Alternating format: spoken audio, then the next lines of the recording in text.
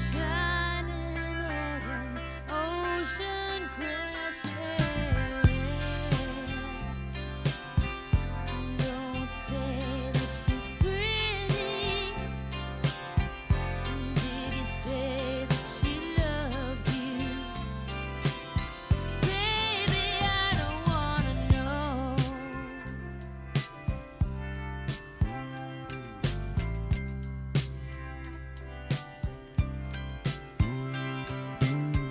So I'll begin not to love you. Turn around, see me running. I say I loved you years ago. Tell myself you never loved me. No, and don't say that she's pretty. And did you say that she loved you?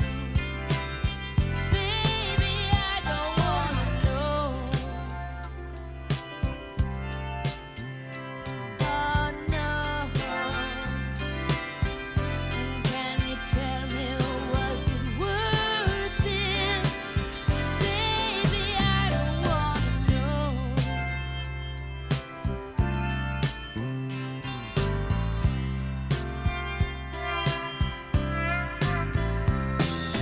Time casts a spell on you.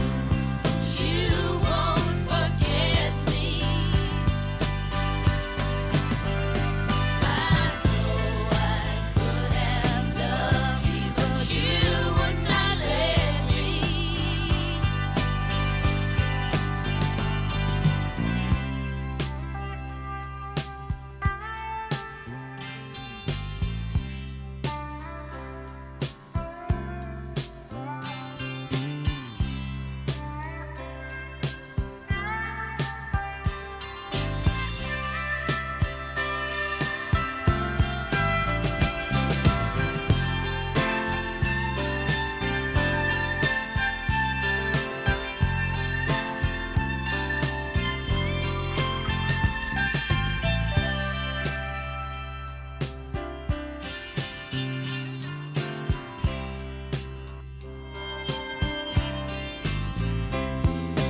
Time casts a spell on you. You won't forget me. I know I could have loved you, but you would not let me. Well, follow you down till the sound of my voice will haunt you. Give me just a chance. You'll never get away from the sound of the woman that loved you. Was I such a fool? I'll follow you down till the sound of my voice will haunt you. Give me just a chance. You'll never get away from the sound of the woman that loved you.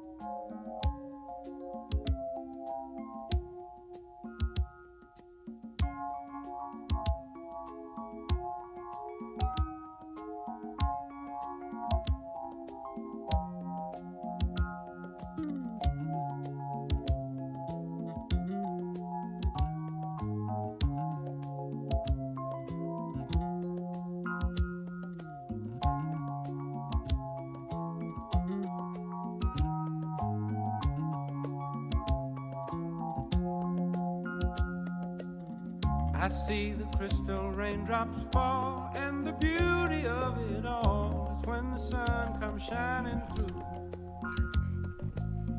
To make those rainbows in my mind when I think of you sometime, and I want to spend some time with you.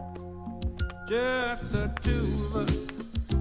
We can make it if we try. Just the two of us.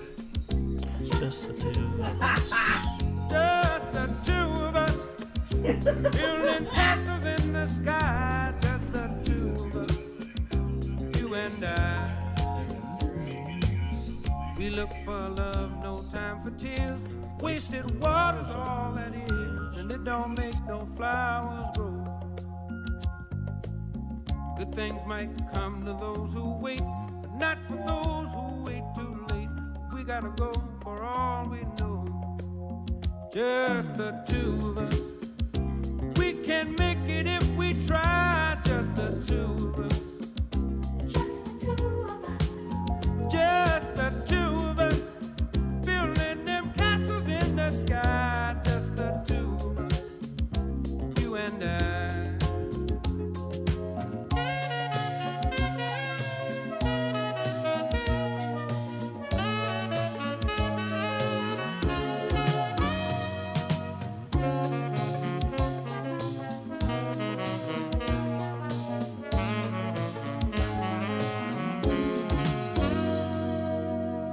Just the two of us. We can make it just the two of us. Just the two of us. We can make it just the two of us. Just the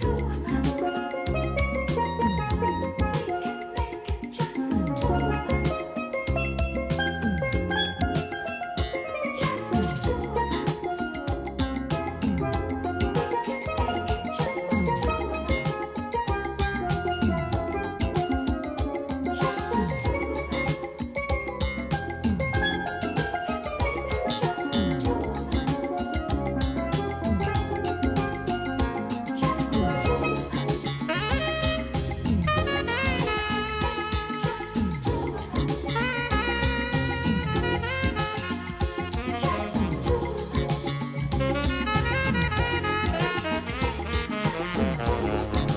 of us. Just the two of us. We can make it just the two of us. Alright, I cannot talk. Just the two of us. That song's long as hell, so I'm gonna just go ahead and start the show. Let's go ahead and start the show. Sounds good. All right, we are live. What is up, everybody? It's your boy C-Dog and Rec Talk, and we're here for the freaking Georgia Tech live show for the first time in quite a while. What's going on? Yeah, man. So, Are you wearing Carolina blue on your head? No, it's like purple, dude. Okay. Maybe I'm I won't wear colorblind. Carolina blue. Come on. Fair. I won't wear that crap. Oh, that's why I had to ask. All right, let's see. I'm so freaking stoked everybody's here to freaking talk about Georgia Tech tonight. I'm sure we're all going to have a great time. This is amazing. Let's see who's in the comment section. It's going to be so freaking awesome. Okay. I would have let that song play out, but that song is like really long. That song is really It's like an long. Allman Brothers song. It's like in four. length. It's like 8 minutes long. So we're gonna. I had to cut it short there because I knew people would be like, "Oh, why aren't you freaking doing the show?" All right. Well, here we are. Let's see who's in the chat. Tiger Cat, hello to you. CJ, Mojo Productions, Rec Talk, of course. Let's see. Skimming through here. Nerd Stop, Friction Vixen, what's up? Travin' Fools, yo, yo, yo, yo. Matt Doomit. And TD Jake, Wahoo Brad, what's up, man? Mom's making a cheesecake. Damn. C-Dog, I want you to know I was talking to TJ about really what a great kid you are. Got a lot of respect for you. Aw, that's so sweet. Thank you. Thank you. That's very nice of you. Of course, love seeing you at the Sob Olympics. That was a great time, and really appreciate it. Rec Talk's mic is a lot better. Can barely hear Sea-Dog. Well, all right. Is that better? I can crank it up a little if that's cool. Let's see. Does that sound any better?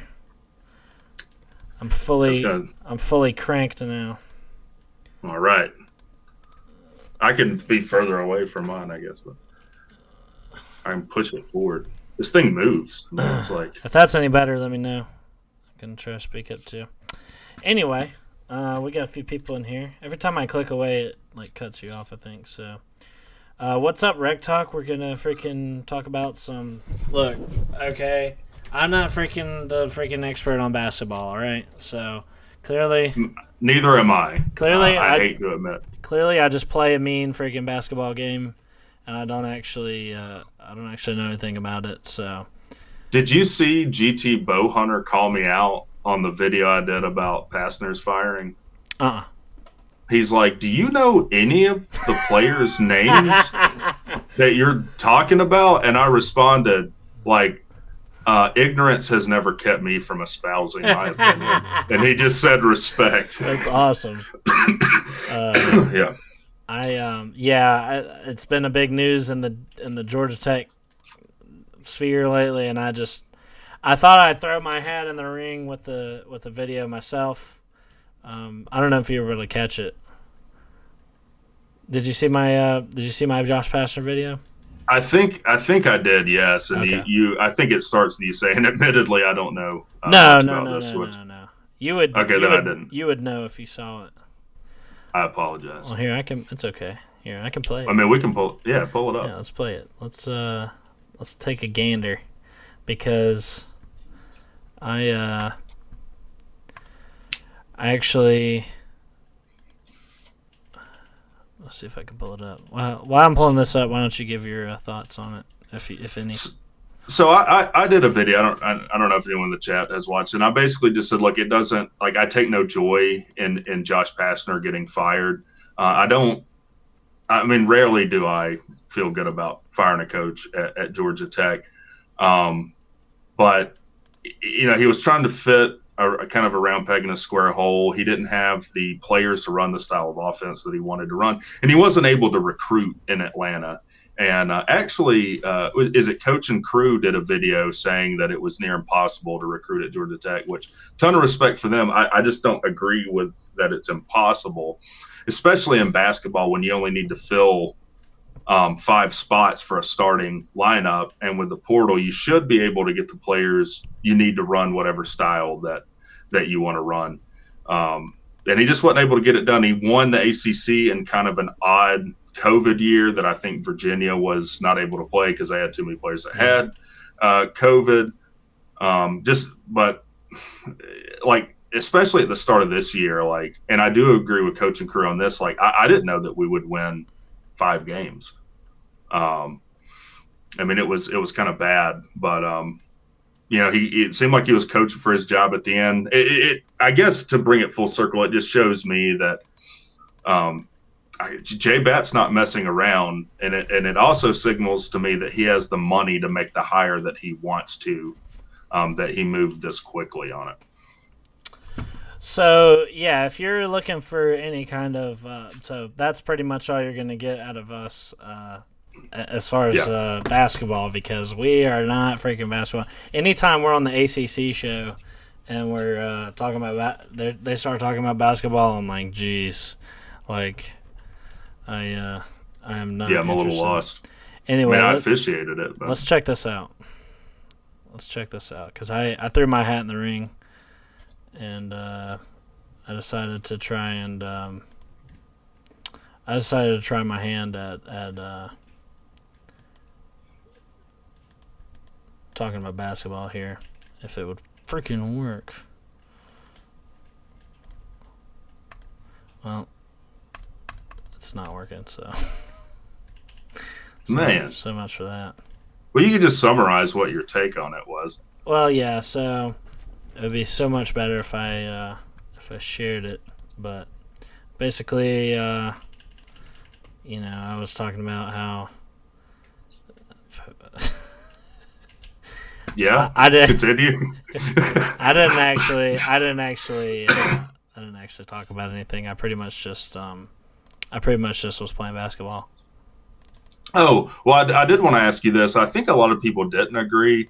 One thing I said that didn't help Pastner, I think, was that he's very akin to Collins and kind of how he communicates and Right. just being really upbeat and kind of a cheerleader at times. Do you think that played at all, or it's just his record? Yeah, I mean, yeah, it was probably that. Shit, I don't know, man. I'm not even gonna pretend like I know anything about basketball. I was literally I made a video called Josh Pastner Fired, and I was like running around playing basketball in my freaking driveway. So that's all it was. I didn't know you played basketball. Yeah, I'm a baller, pretty much. So we should walk on. I already said I'm walking on for the football team after that amazing Slav Olympics showing. yeah, they could probably use me on the O line. They could probably use me. What would you be, center or would you guard or tackle? Yeah, I'd play center. Yeah, nice. I'd play center. So we could. I mean, we got a quarterback battle going on. Might as well throw you in there too, right? Yeah, I would be. Remember Lorenzen that played at Kentucky? He was like a 400-pound quarterback. That might have been a little bit before your time, but literally, this guy was like 350 pounds, and he played quarterback for University of Kentucky. That's like when we used to. That's like when we used to have Presley Harvin come in and throw some passes. You remember when we used to do that with him? The punter, the freaking big ass. Oh punter. yeah. Well, that's because he looked like a linebacker. Like you could fool me if he was just sitting on the sideline. Presley Harvin, that man was huge. That's what I'm saying. You could convince me he was actually a linebacker. Yeah. And he would come in sometimes, and he would throw. I think we pulled off some kind of crazy trick play with him one time. He could throw it pretty well. But sometimes it would go horribly. I remember I was like, we were on the goal line or something. I looked away for a second. I look up, and his fat ass is freaking flailing around, and I'm like, he took it, and then he couldn't find the pass, so I don't know. He might have got winded. It went horribly. Yeah. Yeah. It went horribly. Does anybody in the comment section remember that freaking Presley Harvin play? That was ridiculous. They remember the hefty lefty. Yeah, and he did pass, unfortunately. He has a Super Bowl ring. He was the backup for Eli Manning when the Giants won a Super Bowl. So that guy ended up having a Super Bowl ring. Dang. Well, yeah, I don't that was a little before my time, I guess, but yeah, if someone in the comment section, what year did he play in Kentucky? I want to say like 2005, somewhere in that neighborhood. That's funny though. But what were we even talking about? Oh, how we don't know anything about basketball, and we were talking about what the hell were we talking about, man?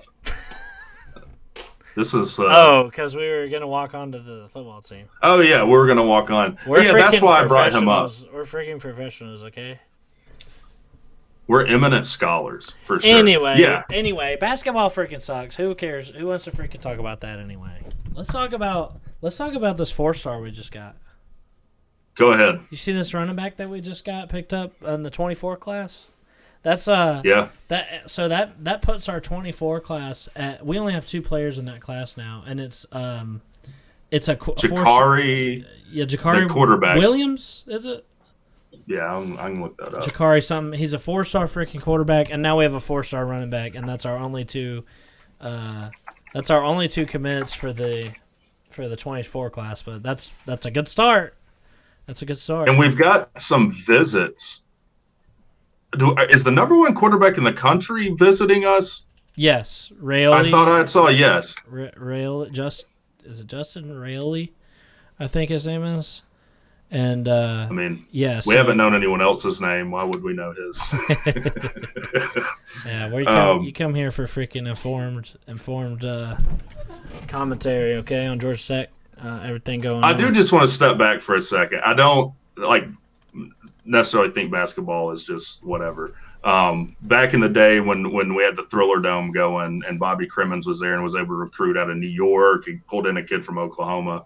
It was a lot of fun. So I think that would change your mind. Like if we were in the tournament competing, it would be a lot of fun. It's just not fun to watch your team get beat a lot. Well, yeah. I mean, the sport of basketball, it's not that I don't wish the Jackets well. You know what I mean? Like, I've actually watched Georgia Tech basketball games before and, like, cheered for us when we were in the tournament and stuff. Yeah. But I just don't, I just can't get, I don't have the passion for freaking basketball anywhere near I do as college football, so. I will say, if anyone wants to officiate a sport, basketball is the one to do. Yeah. Because the games are short, and if you get yelled at by the coach, you just put the ball back in play. And they got to choose to coach their kids or yell at you, and they're going to coach their kids. Nice. But, yeah, back on the football. Sorry, I just wanted to mention that. Yeah, all of a sudden we've got some interest in the 2024 class, and that number one quarterback in the country is not the only one. That's visiting. Yeah, or projected which is to cool. visit. And I guess he had a good relationship, that quarterback, with Buster Faulkner. So, I mean, and I've seen a lot of, if you see a lot of high-profile recruits too, we're not quite getting them, to commit yet, but we're in. If you notice, like some of these recruits, we're in the top, however many, and they'll list Georgia Tech in there with Georgia, friggin'. Ohio State and like USC and like all these other schools that are like, Alabama, Auburn. It's like a hell of a freaking list for us to be on. We really have no business being on it after going 3-9 and 5-7.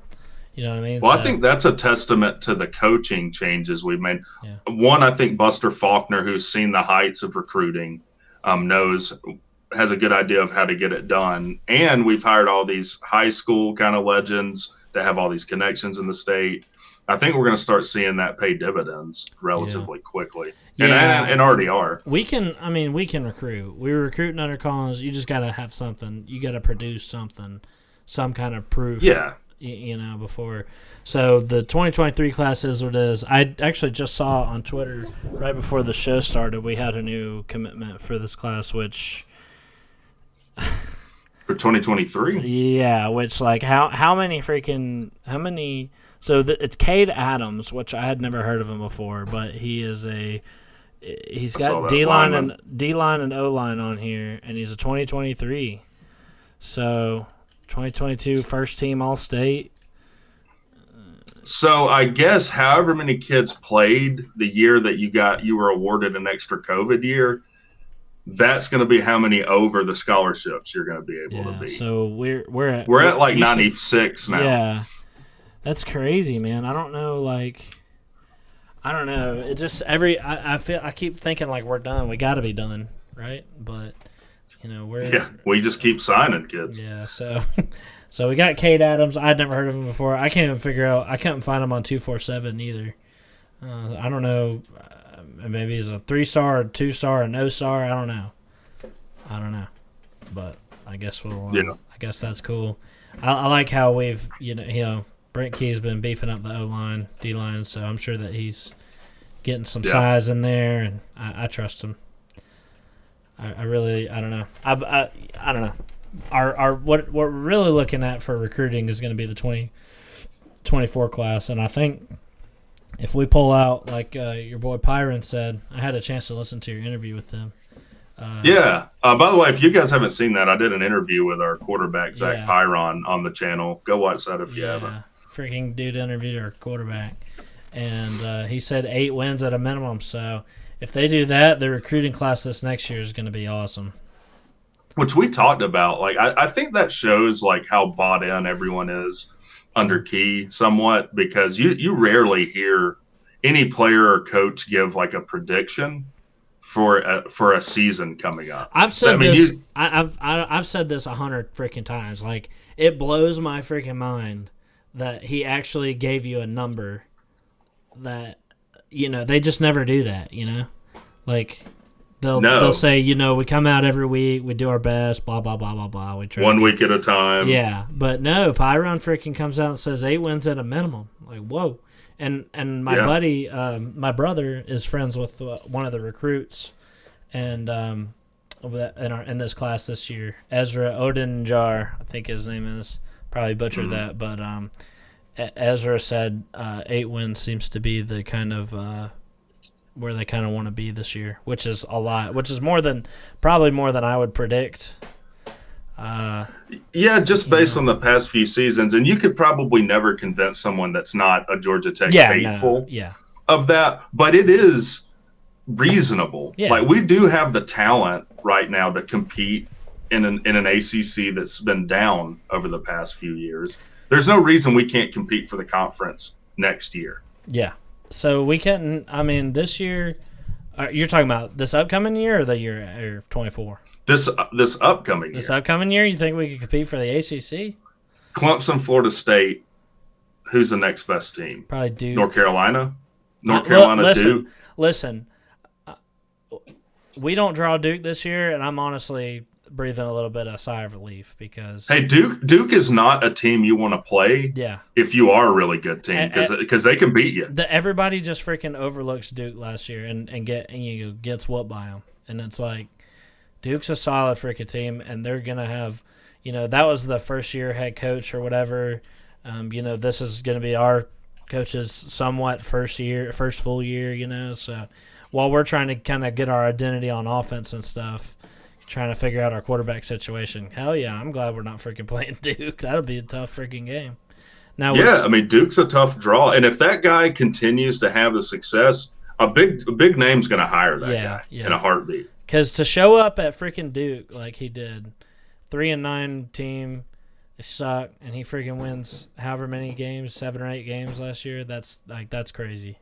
I mean, who was the last one to do that at Duke? Maybe Steve Spurrier when he was at Duke.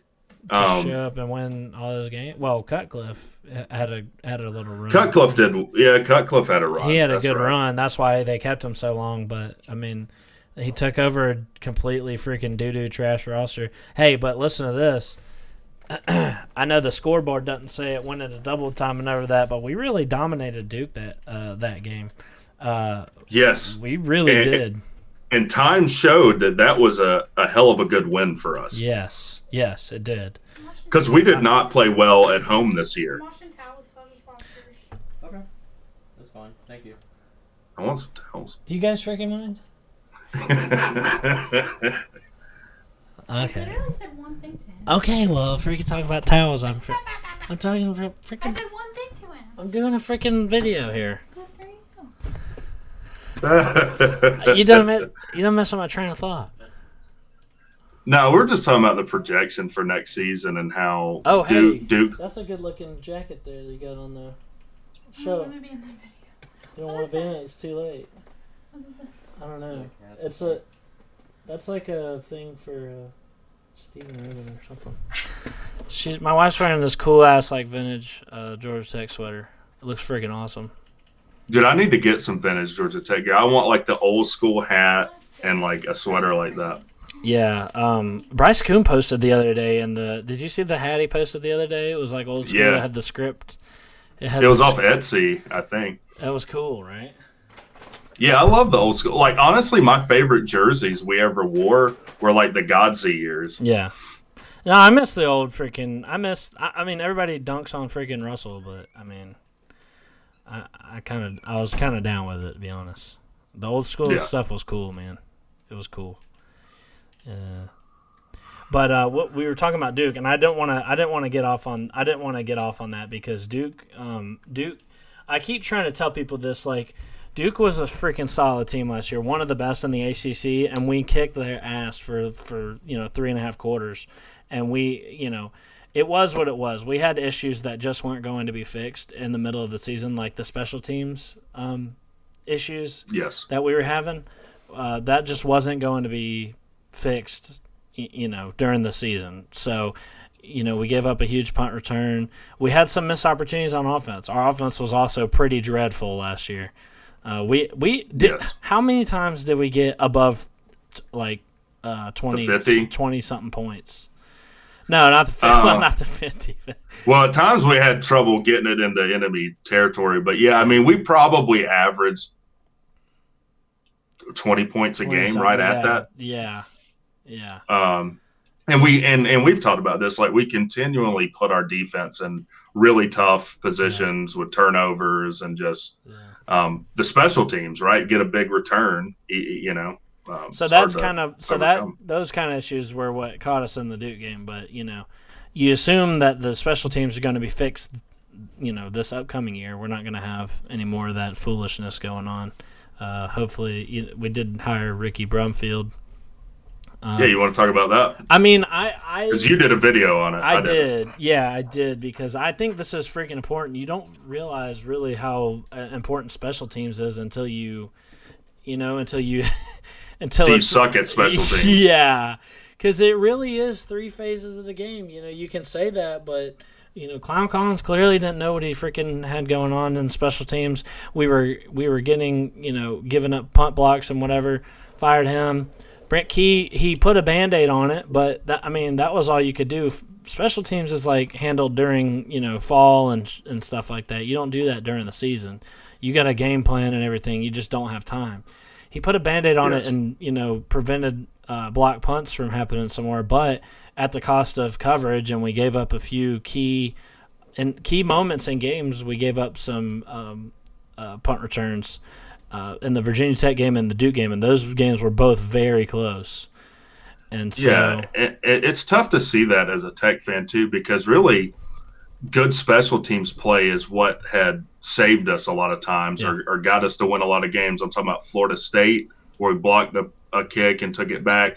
That year against Georgia, we hit a 52-yarder with Harrison Bucker. Yeah. Like, now our field goal kicking was on point. Gavin Stewart is a beast. So yeah, and we make that change as soon as Key takes over. He immediately makes that change, and I think he only missed 1 field goal. Yeah. So you're thinking like, well, what didn't we see before? I think he was hurt, maybe, but I don't know. Whatever, Drew Kelly, I think, was our kicker before that, and he just was not good. He just wasn't, and you know, he had to freaking dunk on somebody, but it was not good. He transferred away. But even besides that, like, so our kicking was good, our field goal kicking. But other than that, like, our punt, we give up these huge punt returns. We did in the Duke game. We dominated them the whole game. You know, we missed some opportunities on offense to score more. You know, and so that held us back. And then we give up this huge freaking punt return, and not only that, but we didn't return punts ourselves. We never returned it. We always let it bounce. And caught it. Yeah, and we would get pinned at the 10 or something all year, dude. It was awful all year. And of course our offense sucked. We didn't have a freaking quarterback, and you know, we were flying by the seat of our pants at the quarterback position. It was just a transition year. I mean, that's why it's a miracle we won the games we did, because you know, people don't talk about special teams a lot, but special teams will lose you games you should win, and they'll win you games you should lose. Yes.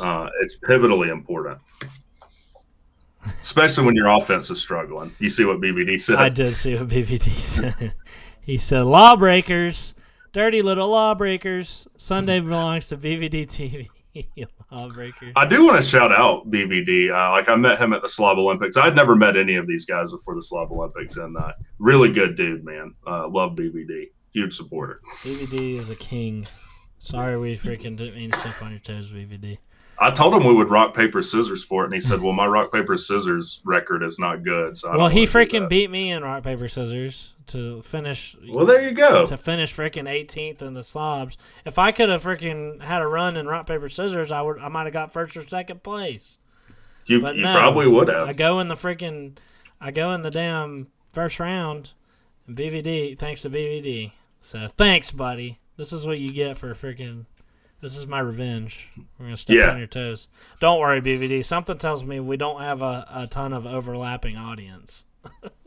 Yeah, Tennessee and Georgia. Well, I guess Georgia hate would be the overlap. I don't think anybody would watch this show that wasn't a Georgia Tech fan, unless you're just cool. If you're not a Georgia Tech fan and you're listening to us talk about Georgia Tech special teams, you're a real one. You're a Yeah. real one. I see Wahoo Mad Brad in respect. here.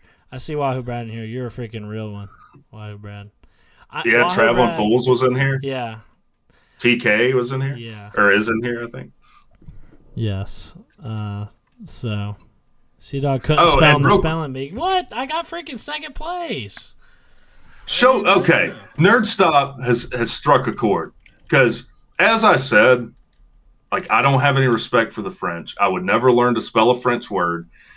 And how is chauffeur an 8th grade word? It's double that's F. tough. It's AUFFER. Yeah, that's tough. just throw some letters at a wall and It you'd have a sounds- better chance. Yeah, I would have got that wrong too. I would have. But also real quick, this Wednesday, I think it's between 8 and 9. I don't know when I'm going to be able to get on there. I'm going to be on Tiger Cat's channel she is going to interview Rec Talk. So look out for that. For what? Just about the slobs? Because no, just how awesome I am. Oh, that's a great Yeah. freaking idea. I'll totally be sure to tune into that. You want to, if you want to, you can put her channel link in the chat there. Yeah, let me do that. I think you're a mod. If you're not, then I'm gonna make you one right now. I don't actually have any mods because somebody freaking went through and like banned a bunch of people, even though I hadn't like. Oh man. Yeah, it was one of my mods. I had a few. I only had a handful full too of like people I really trusted, and one of them went through and freaking banned a bunch of people from my channel. And I've never hidden anybody from my channel, even if you come on here and just be a douchebag and freaking call me fat and stuff. I haven't banned anybody. But Yeah. here, I'll make you a managing moderator, whatever that means. I think they have levels now. So you're the highest level moderator on my channel. You're a managing moderator. I don't know what that Oh means. man, am I ready for that responsibility? Well, you're the only moderator on the channel right now, so use it wisely. Right. And if anything goes wrong, I'm blaming you. I've seen other people's channels where someone will be a mod and just mass ban people to be. Yeah. Well, that's an why a-hole. Pigskin Pete he had to take his wife off of moderating. She was like hiding and timing out a bunch of people. The only people I've ever blocked are like bots. Yeah. And then bots too. Yeah. the person who did what he did on my live show. Yeah, I mean, yeah. he obviously got blocked. I But block. Yeah, I do the bots too. But other than that, yeah, I haven't blocked anybody. by the way, does anyone fall for that? What? Like ever? Like this really attractive woman approaches you on the internet that's never met you and wants to get with you. Does anyone ever fall for that? Who falls for freaking? I don't know, man. It seems pretty tempting. Hot milfs in Yeah, our this area. seems reasonable. Hot Totally milfs. reasonable. Freaking hot milfs in the area, dude. Might have to check that out. Stop, dude! I can't laugh. I've got like bronchitis. Are you still sore? Because my friggin' ribs are still sore from where I fell on the sand last week. Ugh. Yes. As a matter of fact, like right here, because I did 43 push-ups. Yeah. It is sore, and yeah, I am reminded of my age. Like, man, that was Yeah. a lot of physical I'm activity. not even friggin' old. I mean, what kind of shit is that?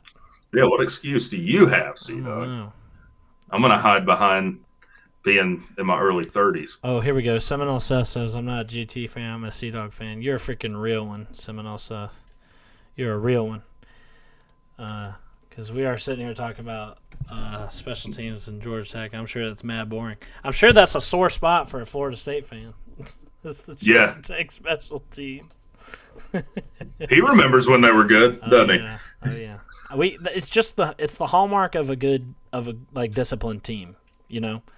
Yeah. So And that was a hallmark of Georgia Tech for a long, Yes. like up until Collins was. You could say we weren't the most talented team that showed up. That was probably true, but we were ready to play and discipline. we were well coached. And I was saying this during the Collins era. I was like, okay, I don't necessarily miss Paul Johnson. I do miss having a good football coach. You Yes. know what I mean? So Yeah, say what you want about Paul. The guy's in the Hall of Fame now He because he sure knew how to is. coach football.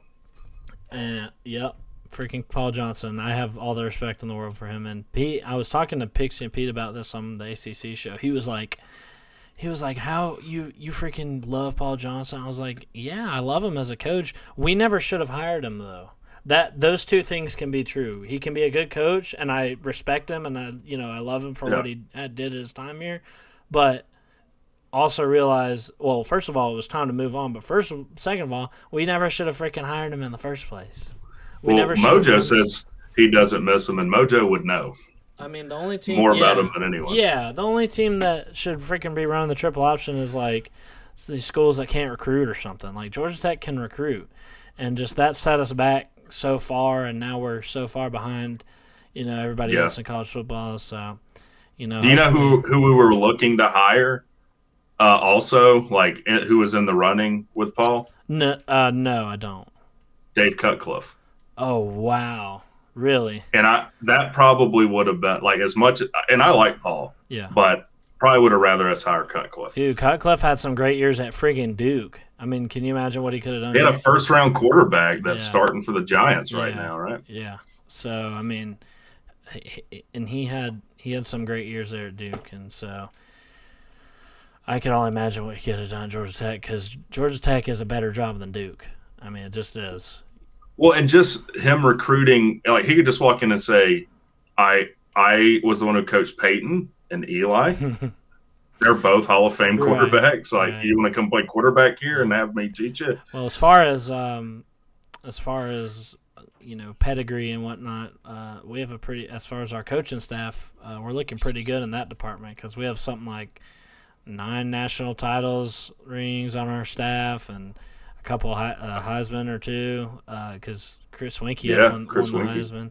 Chris Winkie is such a freaking great coach. I mean, I have a feeling that if Haynes King comes out, and he does a good, and we have, because our quarterback situation is looking pretty good for this year. You want to get into that? I mean, that's a lot of buzz around that, and I think what people want to hear is like, what's going to what's going to happen with the quarterback battle? So yes, our quarterback freaking situation is the best. I mean, we haven't had a freaking quarterback battle in I don't know how long, and it's. Yeah. I mean, it was what it was under the triple option, but I mean. Well, traditional quarterback. Yeah. It's just been so long, and this is like a new territory for us. So it's exciting. It's an exciting new freaking place to be in, because, you got to have competition. And we love Pyron. We love what he did, but he is still young. And so I do like that we brought in a little bit more experienced guy, maybe not lived up to his potential and talent. But I think the both of them, with a full off season of training, and they're both going to be looked at as possibly being the guy. And sure, I'm leaning towards Haynes King probably starting, because Pyron, he's got what he's got with his clavicle, and I don't know. I think Haynes King probably is a bit more talented, raw talent than Pyron. Is what I'm thinking. Probably. They're somewhat similar in that they're both athletic quarterbacks. However, Haynes King is more athletic. I mean, when you run a 4.5 flat, I'm taking that at face value. Yeah. That's pretty quick. And I see Mike Doug saying, I hope Winkie can fix Haynes King's weird throwing motion. I did talk about that in the interview with Pyron. When I played quarterback, like you would break down film of your throwing motion. The thing is, once you get, I guess, to this level, it's almost like trying to change your golf swing, and you can kind of do more harm than good when you really try and change someone's throwing motion. So I don't know. I would think if anything, he'll work on release quickness. I don't think we're going to drastically change his throwing motion, though. Yeah, I'm just reading the comments. Sorry if we're not reading the comments. I see Mojo. He's sure glad freaking Paul Johnson was gone. I heard about that, but Mike Doug seems to agree too. And Joshua Collins says, still wish we would have at least interviewed Dion. I like Key just talking about at least bring him in and talk to him. Now, look, I would have loved that too, but from what I had heard, we did have some interest. I think some of our boosters had tried to talk to him, but he just had concerns about, the academic restrictions, and that is a real issue. As much as we probably don't want to talk about it or anything, that is a real issue. Not that we can't recruit. I've had people. There's this freaking guy. I don't know. You haven't talked about the triple option a lot on your channel. I don't think so. You might not have had to deal with this freaking guy, but his name is Gooser, and he's tried to tell me. I've argued with him for probably about 2 years now about Georgia Tech not running the triple option, and he thinks that we're not going to be able to be competitive and whatnot without running it. And I'm just like, no, we're going to. What about every year that we didn't run it and we're good? Yeah. College football has changed a lot since then, since before we ran the triple option, and I think a lot of our fan base, especially like the older, type fans, that would frequent maybe a Facebook group, they seem to think that that the things are the way they were, back in, they'll like reference 1990. As if that has any bearing on anything today. College football is completely different than it was back then. And what you need to do to get to the top is, take advantage of NIL. You need to have, invest in your football program. And it's not at the level where we need it to be at Georgia Tech. That's the bottom line. Well, you got to be able to recruit. And for the people, like I've said this on the show before, like when you run the triple option, you put another recruiting hurdle in front of a school that already has a large recruiting hurdle. What receiver would go? What receiver would freaking go to a triple option team? Like that wanted to go to the NFL. Look at all the great quarterbacks that have come out of the state of Georgia. I'm talking about the guy that came out of Clemson, Trevor Lawrence, Justin Fields, the other guy that was at Clemson. I don't want to get into his personal. Stetson Bennett. Yep. Yeah, one of the greatest quarterback of all time, Stetson Bennett. But all I'm saying is you can't even have a conversation with guys like that if you run the triple option. There's a 0% chance you're going to be able to sign any of them. And linemen too. Like good linemen, like four star linemen are not going to want to run the triple option either. And we're just Deshaun Watson. And we have recruiting limitations, but not to where we can't be competitive for the ACC championship. We can't, correct, and possibly be on like New Year's Six level. There's no reason we can't be competitive at that level. For, now when you talk about getting into beyond that, it probably puts a ceiling on us, and that's going to have to change. That'll be the greatest victory. For Sea-Dog is when the restrictions are limited or raised, if or when that ever happens. And I think what you're saying is like, if you want to compete nationally, like consistently be in the running for national championship, you're not going to do that with the academic requirements Georgia Tech has, more than likely. You might have a odd year like TCU. I'm not saying you wouldn't, but in theory, anybody could have the year like TCU, right? But yes. When you want to get to the level of like an Oklahoma or something, you got to be able to recruit at a high level and get the 5 stars and whatnot. And it's just going to be top 5 every year. Yeah, and that's where you got to be. And it just puts a restriction on the players you can get, because some of them. What if that number one freaking recruit in the country is a dumbass? He's not gonna want to do calculus. So the day that if we ever, I wasn't prepared for that. I'm sorry.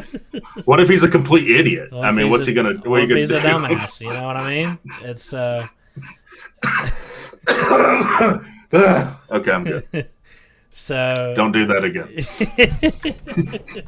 So I mean, you gotta, It does put a freaking ceiling on it, but we should be able to be competitive. To this freaking guy that says we'll never be able to do the triple option, you're wrong. Okay. Who said that? This freaking dude named Gooser. Oh, well, in the chat, a guy, it looks like a Georgia guy because he has a DGD podcast. He's a big time he's got a big Georgia Bulldogs podcast. What's up, dude? Okay. Yeah, he's wanting to know what the vibes are like around the program with the hiring of Brent Key. As far as I can tell, the reason he was hired was because people that have big pockets liked Brent Key. So that's an important thing Well, in and of itself. there's not. It's hard to not like Brent Key because of the story that he kind of came in and turned around.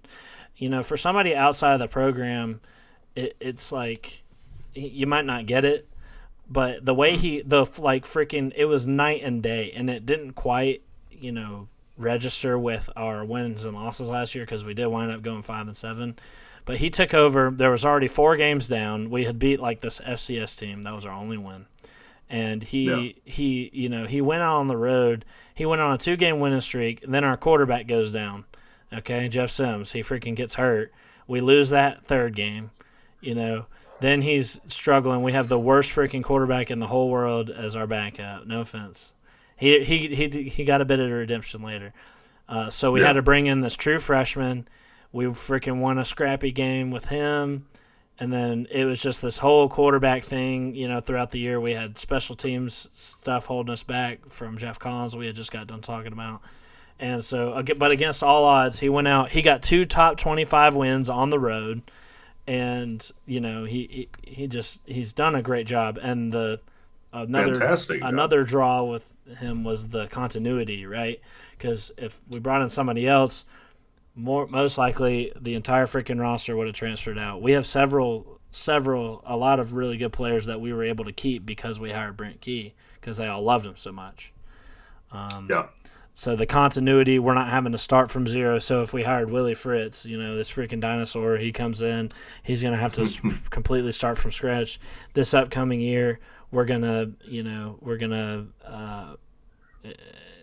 easy, C-Dog. I've had Tulane people pissed off thoroughly at me over what I've said. Dude, these Tulane people, look, okay, Willie Fritz did a great job. It took him how many years? 7 freaking years to build Tulane up to where it was, and he only has 1 or 2 winning seasons. It's impressive, but we don't have be that glad time. He's your coach. We don't have freaking 7 years to wait around, and by the time he gets there, he'll be 70 years old, he'll be ready to retire. He wouldn't make it 7 years. He wouldn't make it 7 years. Willie Fritz is a great coach.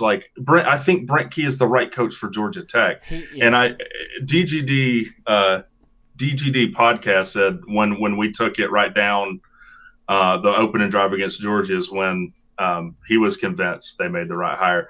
I was always a big Brent Key supporter, but in the post game is what really solidified to me that this is absolutely the right guy. If I wasn't convinced before, because someone asked Brent Key in the post game, "Hey, I know that you're not a big guy on moral victories, but basically, does this feel like one?" And he was like, "I am never going to be happy over a loss. Don't ever ask me that again." And I was like, "Yeah, that's the right mindset you should have." Now, Jeff Collins would have been thrilled with that.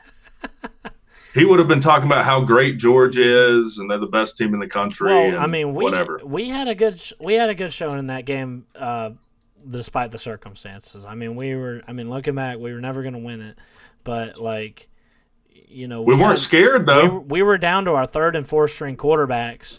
We had one who couldn't freaking run and one who couldn't freaking pass. And so we were having to do that, and that the fact that we were able to come out and score. Georgia was sleepwalking through that game, so it is what it is. But I'm more impressed of the freaking North Carolina win because we went on the road and dominated them. And I wanted to ask you about this. So I made this video about the ACC conference realignment, and it's got there's 140 comments on it, a lot of discussion. And this one guy said that because other teams, one option is that other teams would have to take less so that FSU and Clemson could take more. Mm-hmm. And this guy said North Carolina and Miami, not only would they not take less, they would also want more. Yeah. And I'm like, when was the last time either of those teams won the ACC? Miami has never won the ACC. And when was the last time North Carolina won it? North Carolina, maybe back when they were cheating or some shit. I don't know. North Carolina's a joke, dude. North Carolina. I don't even know if then.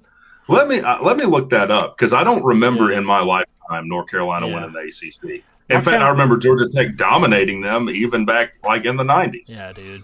We own North Carolina. North Carolina's such a joke, man. Such a joke. All hype for them. We whoop their ass every year. But let's see, North Carolina ACC. Gotta put football. It would not surprise me if it was in the 80s. yeah.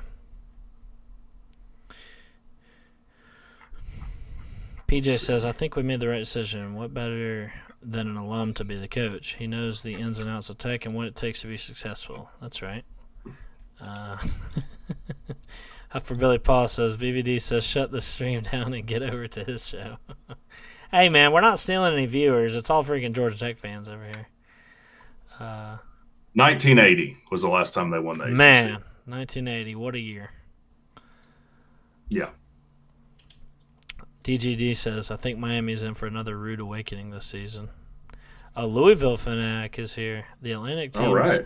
are miles ahead of the coastal teams with no divisions. It's going to show. Yeah, Duke will have something to say about that, and possibly North Carolina if they can ever get their head out of their ass.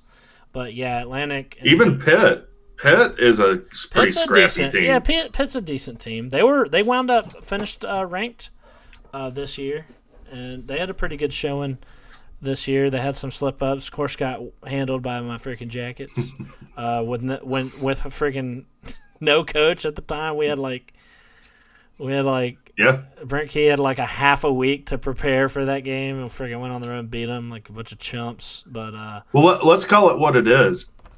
It would not have surprised me if had Tech only won one game after Brent Key took over. all right. It wasn't my expectation, but it wouldn't have surprised me. And he freaking goes on the road and starts kicking some ass, dude. Well, I didn't know what to think of Brent Key because I liked him. I liked him, but his O-lines have been just horrible, ever since Jeff Collins. But I was patient with him. I never was like, man, we need to fire Brent Key.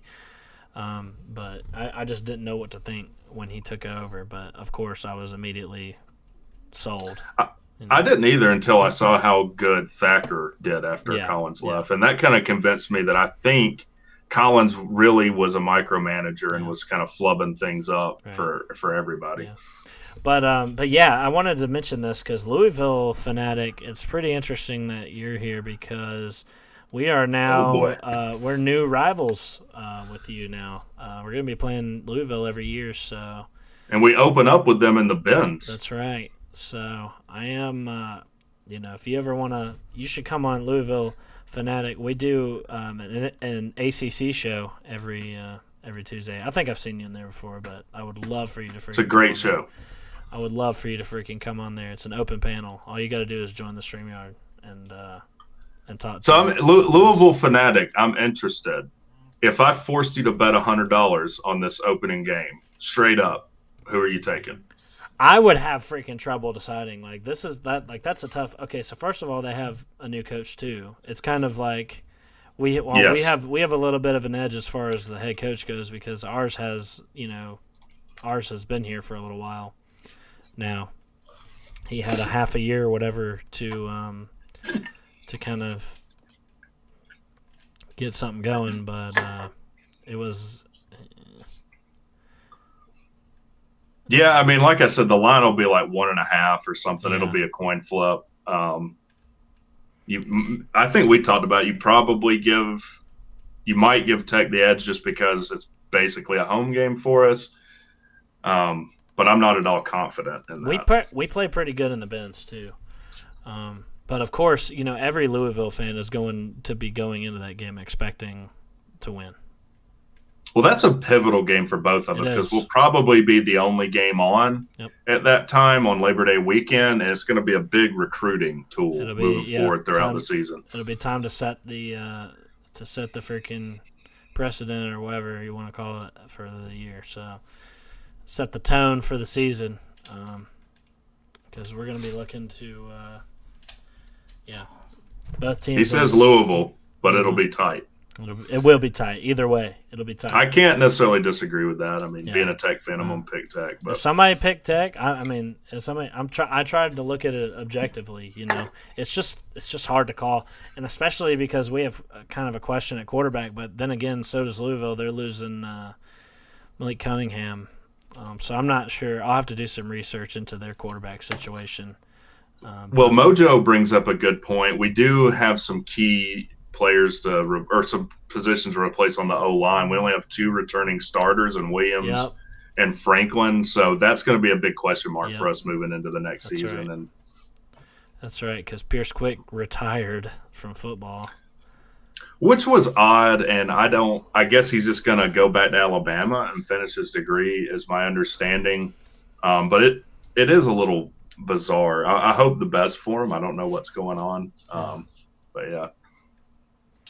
Yeah, so I don't know. That game really is a toss up. We'll freaking get closer to it, and I gotta look. I admittedly don't know a lot about Louisville and their roster and their strengths and stuff, but it's gonna be tough. We'll have to look at their pass rush and their quarterback and everything like that. So, and we're gonna have a hell of a freaking shoes to fill as far as defense, because our defense last year was freaking awesome.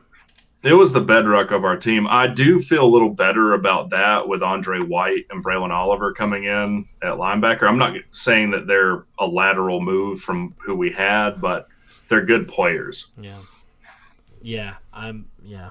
It's gonna be tough to get that. And then of course Keon White. I mean he's you can't really replace him. Replace him. He could shake out to be a first rounder. I don't know where. I know he's really impressed people at the combine. And we've been kind of high on the guy forever because we had seen him. Unfortunately, he was hurt last year. He only had 1 year to really show what he could do, and he did it under a coaching transition. So. Oh yeah, when is the draft? Do you know? April 15th. I just made that up. Let's see how right I am. April 27th. Okay, so we got a little. That's time. what I said, dude. Jeez. I'm looking forward to that because I'm hoping that we get Jahmyr Gibbs and Keon White in the first round. Shout out to Gibbs, man, because he shouted out Tech. Yeah. And he didn't have to. Yeah. Like I wouldn't have blamed him for not, but said how much he loved Choice and Tech. I freaking love Jahmyr Gibbs, dude. He's the freaking best. Okay. So. He ran a 4.36, I believe. Yeah, something crazy. He posted. They said there was a discrepancy with the time or something because he put 4.2 on the on his Instagram, but I don't know. Well, to put that in perspective, I think Calvin Johnson ran a 4.35. Yeah. So he's pretty fast. Yeah. So PJ, I wanted to mention this. So he mentions tailgates earlier, which would be a good time to mention that we're probably Rec Talk and Sea Dog are going to be setting up some kind of tailgate at the spring game. Yeah, we're still working out the details on that, but we're going to do something. We'll be there. Even if we don't get to set up like a booth or something, like we'll be there. So you saw that tent that I had. We could set that up. I have that thing. And then, all right, yeah, we'll do something. Yeah, we'll be there so everybody can come hang out and talk to us. Let's see, when is the spring game? April 15th. Okay, so that's our where I got spring that game from. is in about a month. So yeah, I will have 5 to 10 like Rec Talk shirts or like merchandise items that I'll be giving out. So come see us. Yeah, well, maybe I should get something too, some freaking Sea Dog swag, but I don't know. Yeah, man, that's just a pain in the ass. But also, Mike Doug says, "Will the spring game show us anything useful?" Quarterback, dude. Well, you're not going to know who the starter is going to be. Yeah. It depends on what you mean by useful. I don't think it's going to show us a ton because I don't think Brent Key's going to want to tip his hand a whole lot as far as what we're going to do. But it'll at least show us what Pyron's injury status is. Well, we'll see who has it'll give a hint because we'll see who is playing with the ones on the offense. At quarterback. That's true. And then, yeah, like you said, the Pyron injury, too. We'll see how that has been coming along. So, yeah, that's what my mind goes to as the spring game, as the first. That's the first thing that I think of when I'm looking at the spring game. Other than that, shit. Do you think we'll be able to walk down onto the field again? If not, I could probably work it out to where we could. You I think can so? make a call. That'd be freaking Yeah. awesome. Dude. Yeah, I have a connection This that I man's could got get. the hookups. Yeah, I when we were riding up to the slobs, and even like before then, like I just have all these random connections with different stuff. Yeah. But yeah, I know at least 2 or 3 games this year we could get on the field if we wanted to. That's freaking awesome. Yeah. So yeah, we last year, I don't know how many of y'all went, but they just let you go onto the field last year. They had this whole thing set up in the end zone, and you could just freaking cruise up onto the field, like down the sidelines. The players are like standing there, and you could just hang out. Isn't that crazy? Yeah, I wasn't there for that one, but it sounds awesome. TK wants to know, are y'all going to tailgate? I don't know if we'll have burgers or not. It might be difficult to get a grill out there. We're definitely going to tailgate. We're definitely going to do something to where you can come up and chill with us. As far as food, I don't know about I don't know about grilling, but maybe I'll get we'll get some pizzas, or my go-to is Chick-fil-A. You better say Chick-fil-A nugget platter. Oh, okay. I thought you were gonna, because you know what my pizza choice always is. Pasta Bella. Yeah. If anyone's around Cobb County, Pasta Bella has the best pizza you're ever gonna. Pasta Bella. I had some pizza there. It was good. I had there not long ago. It was good. So and by the way, what's up, Slim Shady Canes? I don't know if you saw, but I did go to the shooting range. Oh, did you tell him that? Well, I think you might have. So, like, for people who don't know, like, I'm just kind of skittish around guns. I'm like, it's not that I'm not a fan. I just haven't been around them a lot. But I was wanting to get a concealed carry, and Slim Shady was like, "Don't just go buy one," and that's what I wanted to do. But I went and tried some out. Me and Sea Dog went to the range, and I found one I liked. I gotta say, I think I have some. Yeah, I have some video. I'll have to see if I can pull it up. Man, I was lethal on the range. Why are you laughing? You were. It was freaking awesome. Wait, here, I can pull it up. I think I can. Let's see if I can share screen. Filibuster for me for a second. By the way, if you're not familiar with guns like me, don't put your thumb right behind where the slide's going to kick back, because that's what I did, and it wasn't a great time for me. Yeah. Kind of burned my thumb a little. I've had some people. I've had some issues with that. I forgot to mention. Okay, so check this out. Hopefully this will freaking work.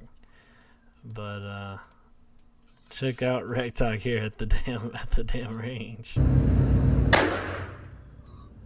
I think you were shooting the 380 there. Yeah. Hey, look at that. Hell yeah. I look like Jason Bourne, dude. A good accuracy too. Oh, that was a bad shot. That was when you got up, just for a second. Oh, here it is, shoot my shotgun. Oh, that was one where you had to push a button and pull. This is in slow motion too. This is in slow motion. Oh, snap. Don't be creeping on Rec Talk.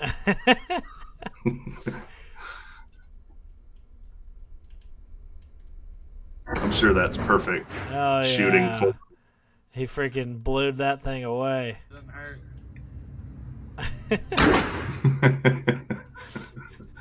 I feel like that's probably lower than you're supposed to hold it, but I have no idea. Yeah, I think you need to maybe probably lift it up a little more, but but it's a shotgun, so as long as you're like within 5 feet of the guy, you're gonna blow him away, right? Right. Shotgun's not for accuracy. That's all I'm saying.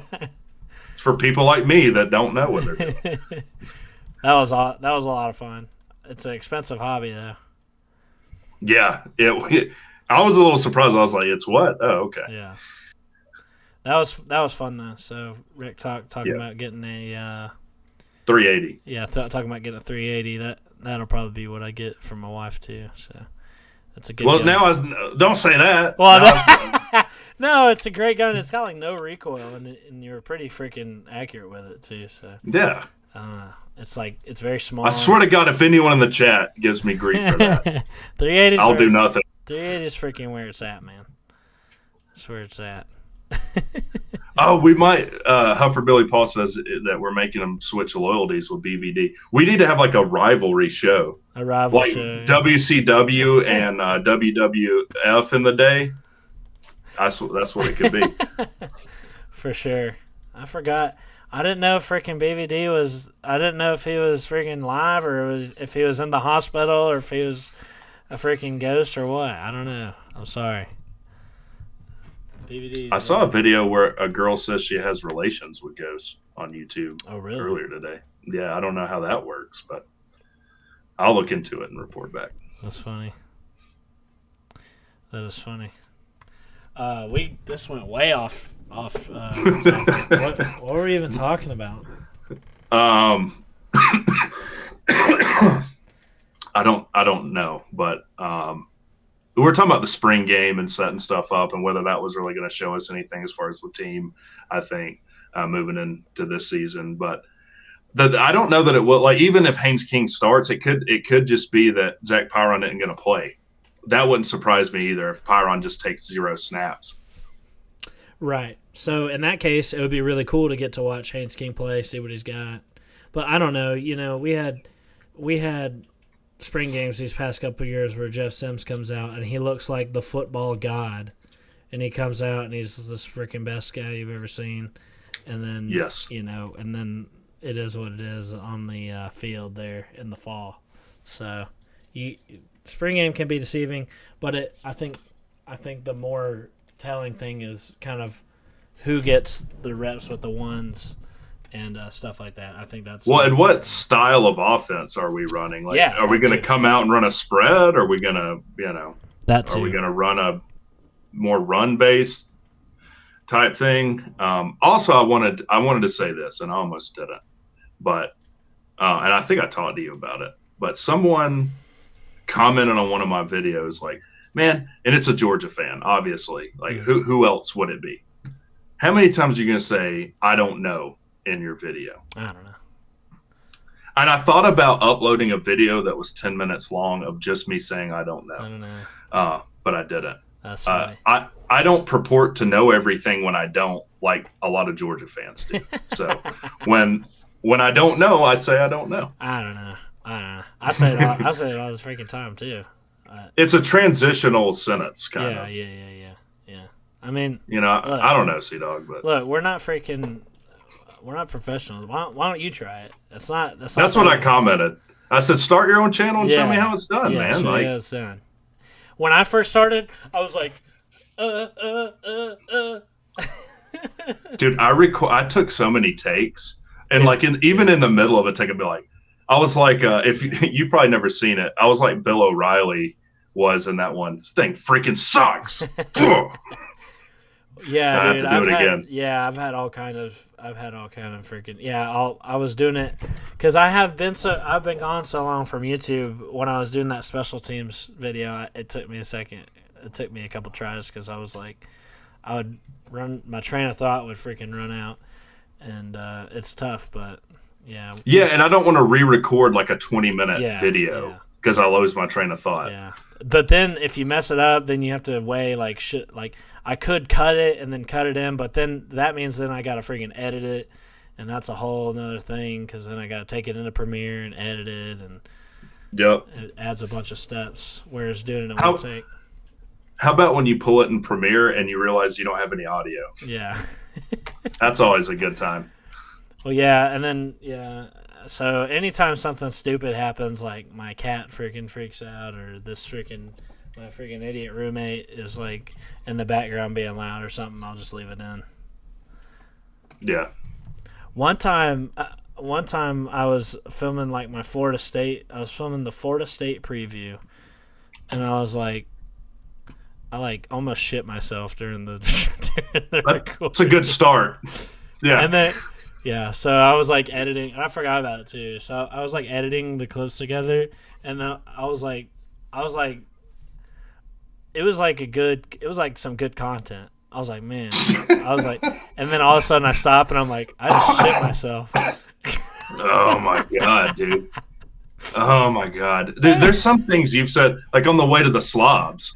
Yeah. Like, you threw something on me that it really pertains to that, and I almost wrecked because which would have been fitting for my name, but I was like, dude, I was not. Don't do that while I'm driving. What was it? Was it your app? My poop app. Yeah. So I have an app called.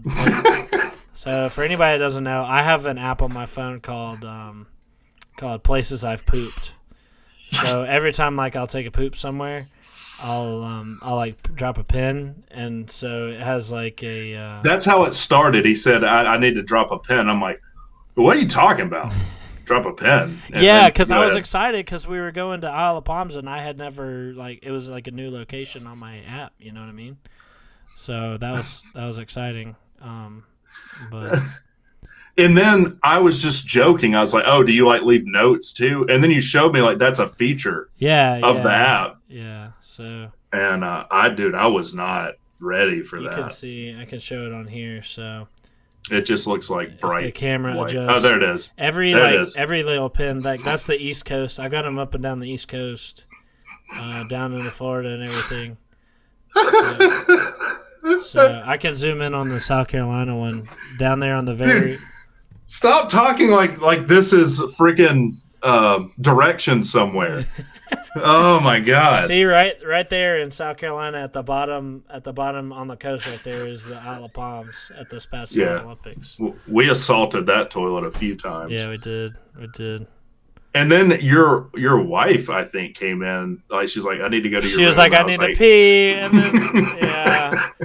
I was like, well, you might want to about face real quick because no one deserves to walk into there right now. Oh, I know, man.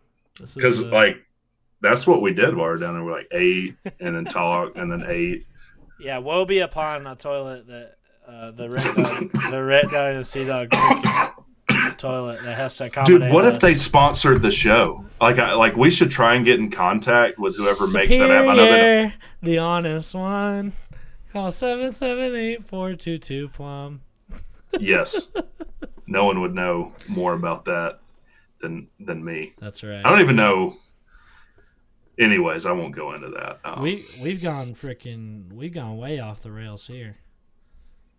Well, I just thought people needed to know that, man, because it's important. It's like special teams. People don't talk about it a lot. Me and Rec Talk had a great freaking time. We drove up 5.5 hours to the Slob Olympics and then 5.5 hours back. Now that I think of it, we probably should have done a live stream from the car. That probably someone mentioned that on the way up there, but we probably should have done that. We'll do it next year. Yeah, because we went through was that the first time I told you about the Bumble date story? Or I'd already told you that, I think. Yeah. The Mardi Gras seafood Mardi Gras. Yeah, the seafood. Here's the point, and I won't go 100% into it. If you're going on a date, don't order a real heavy meal if you're going home with that girl. Yeah. Okay, that's all I'll say. My man Rec Talk has some pretty funny stories here. So, I might say that on the ACC show. Maybe you might tell that on the ACC show or the midday show because that's not about football. Yeah. If any of you have the freaking pleasure of hanging out with Rec Talk, he's got some funny ass stories. We had a great freaking time. 2 old Georgia Tech boys, freaking cruising out to it felt like no time. It felt like we got there in an hour. Yeah, it did. We had a even my ex-wife. I had to talk to her before I left because I have to coordinate with my kid, and she's like, "Well, finally, you have someone to talk about stupid Georgia Tech football with." I was like, "That's right. That's right." That is funny. D4 in the house. Hell yeah. What up? And Craven Moorhead. Who on earth could that freaking be? I don't know. But it's freaking great to see you, D4. We missed you at the Slob Olympics, my man. We missed you. But yeah, that was a great time. We have completely gone off the rails from talking about Tech football or whatever it is. I'm sorry. That was my fault. We can get back on that track. I don't get to on the ACC show. I'm the one who I'm constantly driving it off the rails, I'm constantly like, anybody that says anything that to like start an argument or talk about like some dumb shit or something, like I'll go with it, and Pete is usually the one to drive it to put it to steer us back on track. Yeah. I'm sorry, I'm not that guy. Like I am all about the stupid, man. So like I don't take myself too serious. Yeah, we're gonna go. Yeah, we're gonna get lost in the woods here on this show. Yeah. Well, I mean, it's the off season, so like, what do you want me to do? Yeah. So Huffer Billy said it reminds me of why she is an ex. Well, she's an ex because I found out she went to Georgia, and I corrected that as soon as I learned That's it. funny. I wanted to say something here. So Adam Burgess says, "Colin, yeah, you can call that if you want. We'll probably You want to drop the link? Yeah, we'll probably be on here for another, I don't know, something, a little while. Yeah. If anybody wants to come in and We are not organized. Pretty much be a call-in show, not like a hangout. But if you want to call in and talk to us about any questions or anything, yeah, call in and ask us. Because we have, I mean, me and Rec talk. Like we could talk about Georgia Tech for hours. Like Yes, and we did on the way to the Sloughs. Yeah. So we got homeless Jeff Collins in here. I'm gonna let you in, but I gotta cut to I gotta throw up like a pictures. Something. Yeah, I don't want to Rec Talk learned that. I don't want to get buttholed. All right. Yeah. All right. Bear with me. The for twink a second. stream. All right. I'm gonna throw up like. Let me find some kind of image. I need like you know how me and Pete have the image with the like scrolling one. Yeah. We need one of the. I need one of. How those. do y'all do the scrolling thing? Like I have no idea. I like Tiger Cat even had that, and I was like, man, I'm behind. I know on OBS. I have no freaking clue. I have no clue. Oh, here we go. I'll put up the show. The show thing. There we go. Rec Talk and freaking Sea Dog having a great time. I don't know what I was talking. All right, homeless Jeff Collins, what's up, man? How's it going? What's up? No buttholes? No, Okay. we're good. I appreciate that. I've been on Rec Talk show a lot, so he knows I'm a reliable caller. Yeah. Well, that's the thing. Like even if it's, we'll have on the ACC show, we'll have people that they'll come in like with the profile picture and name of somebody that usually comes on, and so you think it's them, and then it cuts to a butthole. Freaking guy. That's how they got me. The guy was posing as T Branch actually. Yeah. And got me. Got him. That's funny if you're not the actual person that owns the channel. Yeah. Well, I tried to recover, and it was like I was just like, special teams. Yeah. So you can get in a lot of trouble with YouTube and stuff because a lot of the times they'll do that and then report you, and then it can get your channel taken down. So. That's what he threatened to do, but nothing ever came of it. Yeah. Yeah. So. But what do you want to talk about, homeless Jeff? So I wanted to get y'all's thoughts, first of all, on the firing of Josh Pastner. I watched both of y'all's videos, but Sea-Dog was just him playing basketball. So. What more do you need? I don't know. I really thought. I came into this video thinking we were gonna get a, hey guys, and then I just see Sea-Dog playing basketball. Listen, I'm to the point. Hey, I've got a dedicated viewership. I'm going to start shit posting. And Nice. Yeah, I'm gonna shit post more, and you guys are gonna have to freaking deal with it. Well, homeless Jeff, I mentioned you in the video I made because I think I remember that. Yeah. You're the only information I really have about basketball. But just my quick we talked about it in the start of the show. I think Josh is a really nice guy. Unfortunately, he wasn't able to get it done. And the big thing was the recruiting. Like, if you can't recruit, you're not going to win consistently. And he had 7 years should be enough to know whether that he's your guy or not, right? And someone mentioned in the chat, like Jay Batt kind of built the basketball program that Alabama has, or was a big part in assembling that staff. Yeah. So here's my thoughts on Pastner.